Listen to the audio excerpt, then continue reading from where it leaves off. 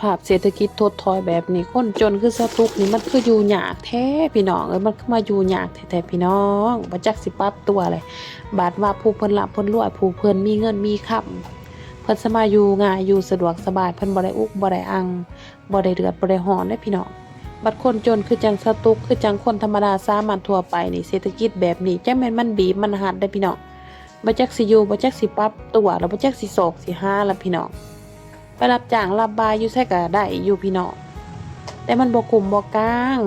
เดือนหนึ่ง 2-3,000 บาท 4,000 บาทเฮ็ดให้มันสิกุ้มคันมันกุ้มก็ดีต่างมันฮอดบ่กุ้มพี่น้องเงิน 3-4,000 บาทคันเว้าเรื่องไปรับจ้างรับบายสตุกนี่บ่จักสิเฮ็ดแล้วนั่งคิดนอนคิดคือจนหายจนห้องจนน้ำตามันไหลออกมาเองพี่น้องบ่จักสิเฮ็ดแหละโชคดีแต่ว่าพ่อแม่มีบ่อนให้สนหัวได้สตุกหันคุมื้อนี่พ่อแม่มีบ่อนให้สนหัวคันบ่มีพ่อแม่ให้สนหัวนี่สตุกนี่ตายแต่หึงล่ะพี่น้องเอ้ยเศรษฐกิจผืดเครื่องแน่นี่อันแล้วพ่อแม่เว้าสตุกบ่เคยเขียดพ่อแม่เว้าว่าเลี้ยงใหญ่บ่เป็นจนเฒ่าปานนี้ก็ยังพ่อแม่เลี้ยงสตุกบ่เคยเขียดได้เพิ่นเว้านี่แม่นอีหลีแต่ละมื้อแต่ละวันสตุกคิดได้บ่แม่นสตุกบ่คิดจนมันหายมันหอกคิดจนน้ำตามันย่อยเองคือสตุกว่าเลยพ่อแม่เลี้ยงใหญ่บ่เป็นนี่แม่นแท้สตุกบ่ได้เขียดให้เพิ่นเว้าให้สตุกนี่แม่นอีหลีจนเฒ่าปานนี้ก็ยังพ่อแม่เลี้ยงคันว่าเรื่องหาทำมาหากินพ่อแม่สตุกหัดซ้ำนี่นะเพิ่นสมควรพักผ่อนแล้วเว้าเรื่องอายุรุ่นราวคราวเดียวกับเพิ่นนั่นเขาพักผ่อนแล้วแต่เป็นหยังเพิ่นก็ว่าตัวเองพักผ่อนบ่ได้สิให้ตัวเองพักผ่อนจะได้ในเมื่อว่าคุมื้อนี้ก็คอยหาเงินบ่แม่นกินแต่ซองปากซองเฒ่าข่อยแต่บางทีข่อยเลี้ยงเทิงหมู่เจ้าเทิงลูกเทิงหลานที่ได้สิเซาได้แล้วว่าสิเบิ่งผู้ใดก็ยังเอาตัวบ่กุมจนเฒ่าปานนี้เบิ่งเอาสตุกนี่จนเฒ่าปานนี้ก็ยังเอาตัวบ่กุมจักสิเอาตัวกุมจะไหนสภาพเศรษฐกิจแบบนี้คนบ่มีเงินคนบ่มีตังค์คือสตุกนี่แฮงยากมันสิลุกแฮงมันยุงมันยากได้คนบ่มีตังค์คนบ่มีทุนคือสตุกนี่แฮงมันยากในการสิเงยคออาปากในการสิเฮ็ดสิลงทุนลงฮ้อนหรือว่าสิสร้างสาพัฒนาหยังสุดมันยากเด้พี่น้องสิใส่ซองพามือขุดหัวเหล้าเก่าหัวหญ้านี่แห้งแล้วโลดแห้งตายโลดสมัยคุมื้อนี้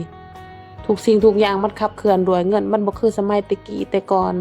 สมัยปฐมโบราณได้พี่น้องมีหยังก็ปั้นกันอยู่สู่กันกินมีแนวกินแนวอยากกันแลกกันเปลี่ยนกันคุมื้อนี้บ่ได้พี่น้องของฟรีบ่มีล่ะพี่น้องเอ้ย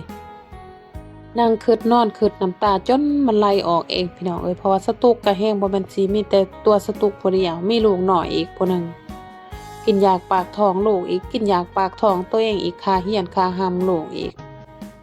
ตัวนี้แหละตัวมันเฮ็ดให้สตุกคิดหนักอีหลีพี่น้องเอ้ยจนบางเทื่อจนนอนบ่หลับน้ำตานี่มันไหลออกเองโดยที่บ่รู้สึกตัวเฮาคนบ่มีก็บ่ได้หมายความว่าเฮาขี้ขลาดในสตุกนี่บ่ได้ขี้ขลาดสตุกนี่สุดดูแท้ดูว่าเฮ็ดบ่อยู่บ่เช้าบ่ได้รับจ้างคนอื่นเฮ็ดให้ตัวเองก็ยังเฮ็ดบ่อยู่บ่เช้าวันจันทร์ฮอดวันอาทิตย์เฮ็ดเวียกเฮ็ดงานนั่นเฮ็ดบ่อยู่บ่เช้าหาหมองเอาบ่มีพี่น้องเอ้ยมันเฮ็ดจังได๋มันก็บ่ถูกมองมีมันขี้บ่ถูกปองก็แน่นี่แหละพี่น้องบ่แม่นย่องตัวเองเว้าความจริงอันนี้สตุกนี่บ่ได้ขี้คร้านแต่มันหักบ่ถูกมองมีมันก็บ่มีเฮ็ดบ่อยู่บ่เช้าพี่น้องเว้าเรื่องหัวเรื่องสวนเว้าเรื่องปลูกเรื่องฟังเฮาก็หาก็เฮ็ดหาก็ลงไม้ลงมือบ่ได้รับหมากบ่ได้รับผลบัดว่าเฮาสิไปนั่งรอท่ารับหมากรับผลมันก็เป็นไปบ่ได้คุมื้อนี้รอท่าอย่างเดียวก็บ่เป็นติเฮากินคุมื้อคิดความว่าคิดหนักจนสตุกบางเทื่อก็คิดว่าโอ้ยสิไปหาเงินอยู่เมืองไทยเมืองมอญคือบ้านคือเมืองเพิ่นไปบ่บางเทื่อมันสิกุมสิกลางหากินอยู่บ้านโตนี่มันไปบ่รอดแล้วเด้สตุกคิดปานนั้นผู้ใดก่อนหน้านี้สตุกก็เป็นพนักงานคือกันจ้ะพี่น้องทำงานประจำมีเงินดำค่ำเดือนกินก็พอได้กินพอได้ใช้แต่ว่าสภาพแวดล้อมบ่อนที่สตุกอยู่บ่อนที่สตุกทำงานเพื่อนร่วมงานเขาบ่ได้เป็นมิตรนำเฮากันแกล้งแย่งชิงเฮาจอบแต่อยากเหยียบอยากย่ำเฮาจอบแต่อยากโจมตีเฮาจำเป็นได้เงินสตุกก็จำเป็นได้ไปมันความเครียดสะสมเฮาอยู่ต่อไปบ่ได้เด้อพี่น้องเป็นหยังมามันก็บ่คุ้มค่าจำเป็นเฮาได้หลีกทางให้เขาเพื่อเฮาสิไปหากินแนวไหมพี่น้องสุดท้ายก็ไปบ่รอดพี่น้องเอ้ย